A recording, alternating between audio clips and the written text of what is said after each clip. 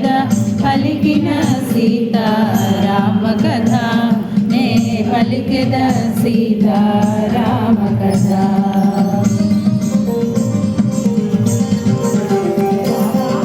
శ్రీ హనుమంతుడు అంజనీ సుతుడు అతి బలవంతుడు రామభక్తుడు లంకకు పోయి రాగల ధీరుడు మహిమోపేతుడు శత్రుఘ్నుడు జాంబవతాని వీరులందరును ప్రేరేపింపగా సమ్మతించెను. లంకేశ్వరుడు అపహరించిన జానకి మాత జాడ తెలిసికొన.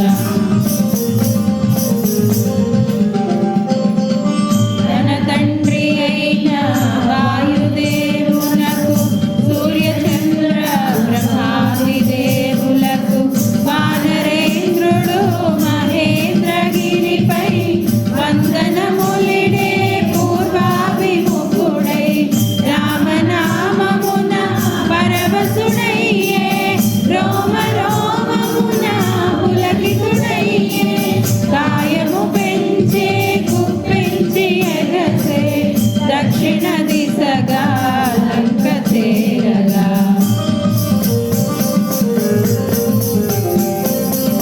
పవన తనయుని పదఘట్టనకై పర్వతరాజము గడగడ వణకే ఫల పుష్పాదులు జలజల రాలే పరిమళాలు గిరి శిఖరాలు నిండే పగిలిన శిలలా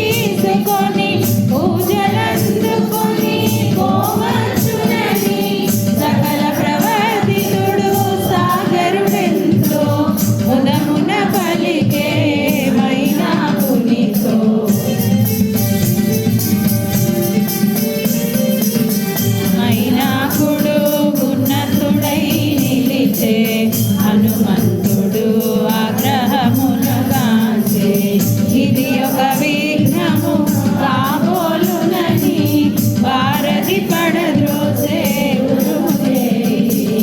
పర్వత శ్రేష్ఠుడా కోటున కృంగే పవన తనయుని బలముగని పొంగే తిరిగి నిలిచే హనుమంతుని పిలిచే తన శిఖరముపై నరుని రూపం